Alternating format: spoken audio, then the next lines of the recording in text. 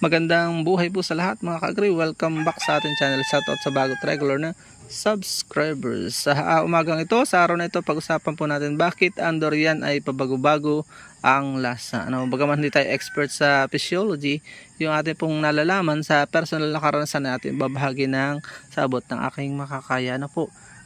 Kadalasan sa ating mga consumer ay gusto natin i-flawless ang ating nabibili.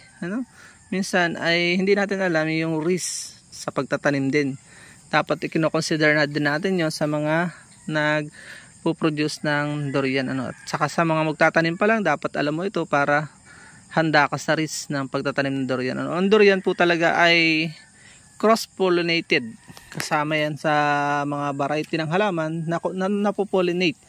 Once na ang pinagmulan po ng seed ng iyong planting materials ay from seed, buto, talagang mag-iiba po ang lasa niyan. Yung unang factor, cross-pollinated variety siya ng ibang halaman. Aasa ka na masarap ay pagka sa 10, magaling sa isang original na napakasarap na lasa ng durian, sa 10 planting materials from seed ay baka mga 3 lang yung original na lalabas.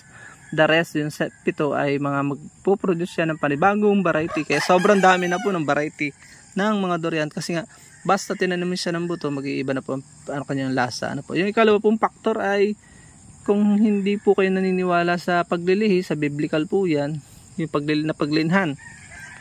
Kung ikaw ay magsasaka at ang iyong halaman ay napaglinhan, kaya aware tayo dun, bigyan agad natin.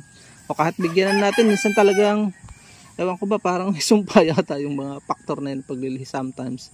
Mahirap ipaliwanag ng science hanggang ngayon na kapag napaglinhan ay nagbabago ang lasa, minsan tumatamis, minsan lalong sumasama ang lasa.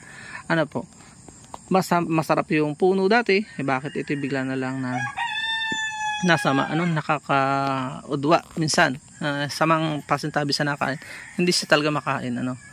Ngayon, yun po yung ikalawang faktor, paglilihi. Yung una ay cross-pollinated, pangalawa ay paglilihi, pangatlo po yung nature. Mahirap ipaliwanag yung pagbabago ng climate change, yung pagbabago ng kalikasan.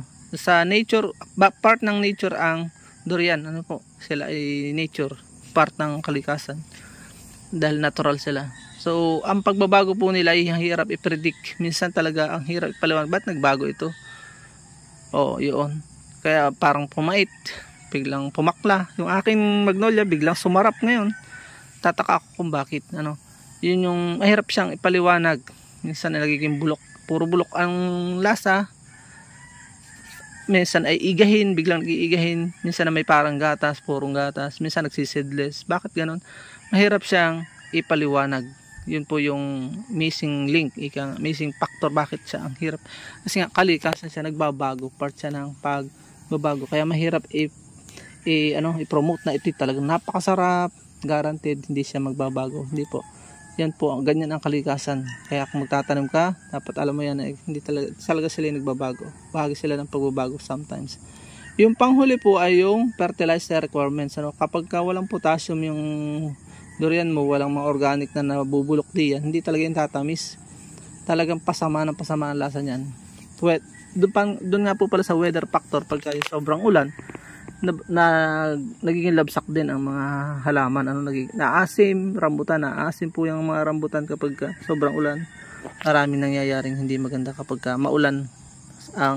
Kaya nga napakabait ng Diyos pagka tag-harvest ay tag-init. Nag-iinit po yan sa September, August, September. Habagat pa nga yan sometimes, bagyuhan. So yun lang po, maraming salamat na may natutunan kayo kahit simple lang ating vlog. Palambing po, huwag po sana natin skip natin mga videos na 7 minutes na ads pababa sapagkat magdadagdag tayo ng mission sa buhay. Kabahagi po kayo, pamimigay po natin, hindi natin madadala sa kabilang buhay, kaya tayo mamimigay later on at i-improve lang natin, namimigay na tayo, i-improve lang natin at pamimigay kapag dumami ang ating revenue. Please support all Filipino vlogs, pakita natin sa mundo na nagkakaisang lahing Pilipino. Paalam and God bless. At dyan po nagtatapos ang munti natin vlog. Nawa po kayo nag-enjoy at may natutunan kahit konti mula sa inyong lingkod.